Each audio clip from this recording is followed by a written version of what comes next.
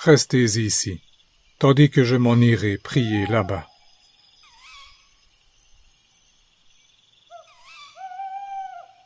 Mon âme est triste à en mourir.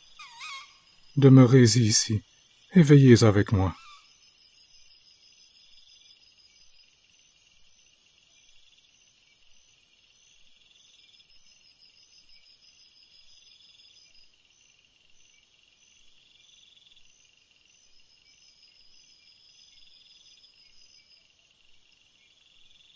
Ô Père, le moment est venu, le moment de réaliser la mission que vous m'avez confiée, de racheter le péché d'Adam et Ève, de payer pour l'humanité coupable. Ce moment, je l'ai voulu, je l'ai désiré, par amour pour les hommes, pour leur montrer le chemin qui mène à vous, pour leur prouver à quel point je les aime. Mais maintenant que l'heure approche, j'ai tellement peur. Peur des souffrances qui m'attendent, peur d'être séparé de ceux que j'aime, de ma tendre mère, peur de mourir. Et je me retrouve seul devant l'épreuve. Même Pierre, Jacques et Jean, qui pourtant ont eu un aperçu de ma gloire sur le mont Tabor, voyez le Père, ils dorment. Ils ne sont même pas capables de veiller et de prier 1 heure avec moi. Ah, Père, si c'est possible, faites que ce calice s'éloigne de moi. Et cependant, que votre volonté soit faite, et non pas la mienne. Arrête de te plaindre. Tu ne dois t'en prendre qu'à toi-même. Tu n'as pas voulu me suivre quand je suis venu vers toi au désert. Je t'ai proposé la gloire, la fortune, le monde entier, et tu as refusé. Vois ce qui t'attend maintenant. La trahison, l'abandon, l'emprisonnement, les tortures, et puis la mort sur la croix. Je suis venu sur terre pour accomplir la volonté de mon Père. Et c'est ton père qui veut que tu sois arrêté, comme un vulgaire criminel. Je payerai ainsi pour tous les criminels de la terre, pour réparer leurs offenses à Dieu. Il me faut prendre sur moi les péchés de tous les hommes, de tous les temps, afin qu'ils retrouvent l'amitié de mon Père. Et tu sais ce qui t'attend. D'abord, ce sera la flagellation. Toi qui es capable de voir l'avenir, tu as vu ces fouets, avec les petites billes de plomb aux extrémités, pour bien pénétrer dans la chair. Ils sont prêts, bien rangés. Ils n'attendent plus que de venir s'abattre sur ton corps. Je serai flagellé pour réparer le péché de tous ceux qui abuseront de leur corps. Ensuite, la couronne d'épines qu'ils t'enfonceront sur la tête pour se moquer de ta royauté. Les soldats ont déjà repéré les buissons épineux à partir desquels ils fabriqueront ton couvre-chef. Je suis roi. Il faut que je sois couronné. Oui, mais au prix de quelle souffrance? Et ton peuple, le peuple d'Israël, que Dieu a fait sortir d'Égypte, qu'il a nourri dans le désert.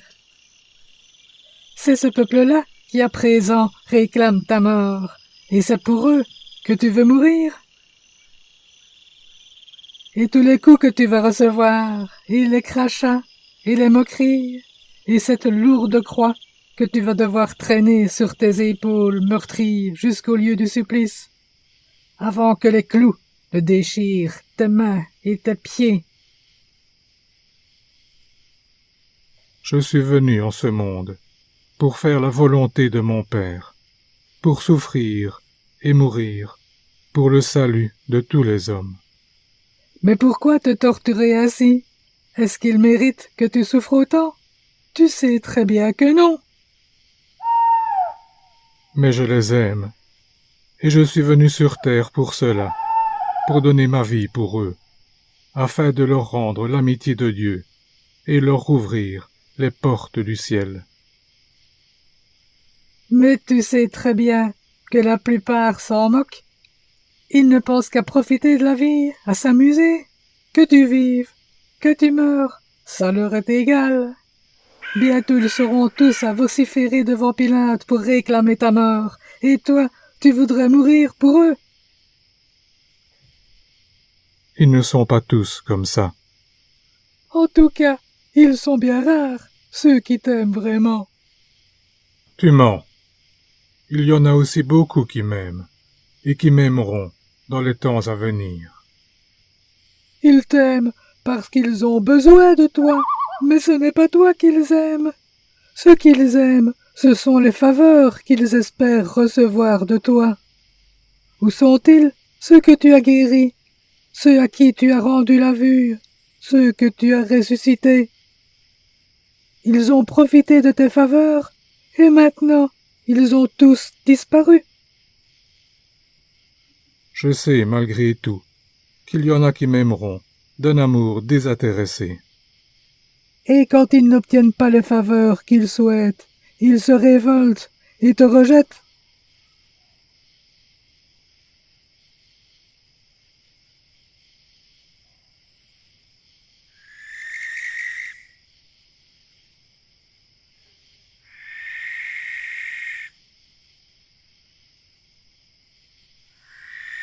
Pierre, vous dormez? Ainsi vous n'avez pas eu la force de veiller 1 heure avec moi. Veillez et priez pour ne pas entrer en tentation, car l'esprit est ardent, mais la chair est faible.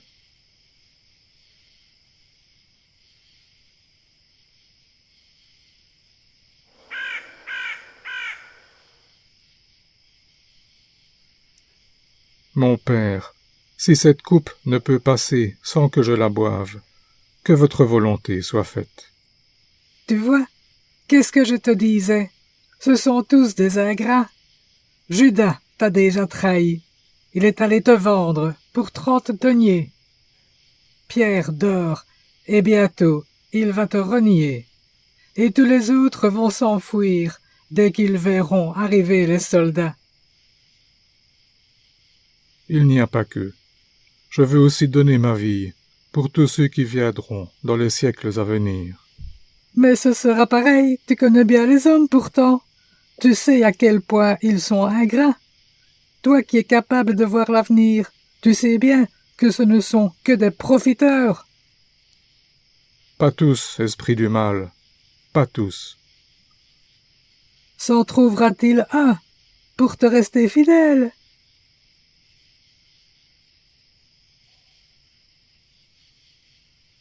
Ma mère, elle au moins, je suis sûr qu'elle sera toujours avec moi. Elle t'aime, sans doute. Et toi, tu vas la faire souffrir en te laissant condamner et exécuter. Et tout ça pour des ingrats.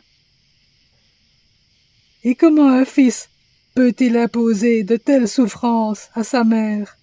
Il n'y a rien de pire pour une maman que de voir souffrir son enfant. Et toi, c'est comme ça que tu lui manifestes ta reconnaissance? Je suis sûr qu'elle comprend la nécessité de mon sacrifice.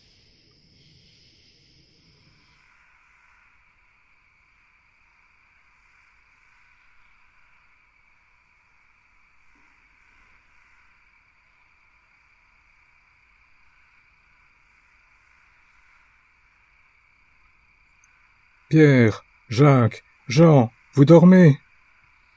Veillez et priez pour ne pas entrer en tentation, car l'esprit est ardent, mais la chair est faible.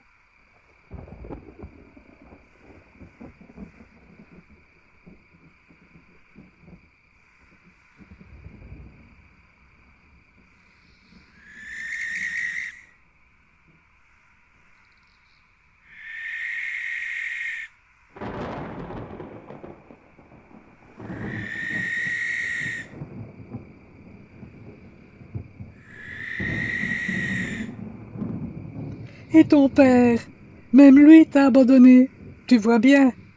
Il ne t'entend même plus quand tu pries. Il ne veut plus de toi. Mon père, il est toujours avec moi. C'est ce que tu crois, mais tu vois bien, il reste sourd à tes appels. Il devait en être ainsi. Pour que mon sacrifice soit complet, il fallait que je sois seul. Et j'ai dû mettre ma divinité de côté pour pouvoir souffrir. Souffrir comme jamais personne n'a souffert. Tu es ridicule, tu sais très bien que ça ne sert à rien.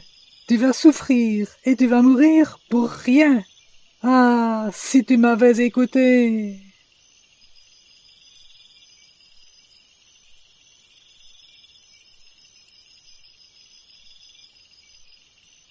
Ah, Père, si c'est possible, et tout vous est possible, faites que ce calice s'éloigne de moi.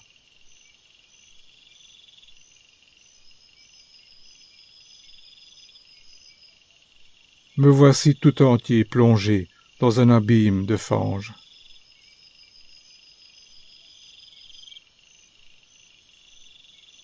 Et cependant, que votre volonté soit faite, et non pas la mienne.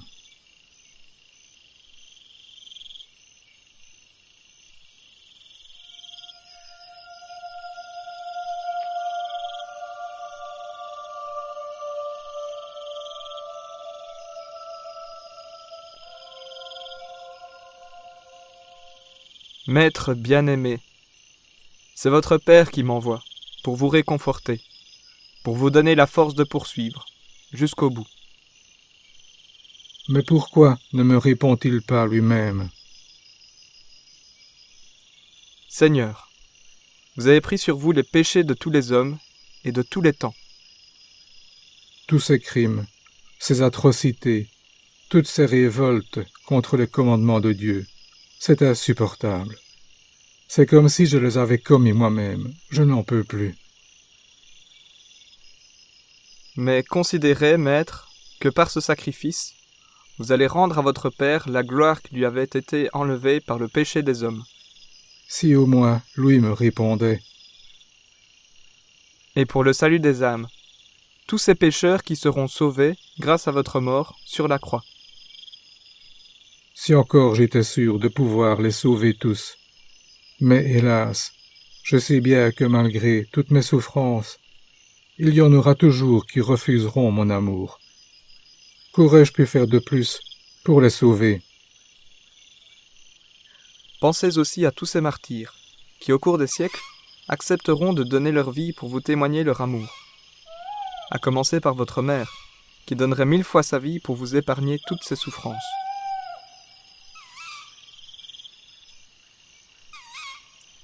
Ma mère, oui, ma mère. Je sais qu'unie à moi, elle souffre, elle aussi, comme jamais une mère n'a souffert. Qu'il m'en coûte de lui imposer ces épreuves. Elle est pourtant la seule pour qui mon sacrifice n'était pas nécessaire. Mais pour tous les autres, pour mes frères humains, il le faut. Eh bien, allons-y ainsi.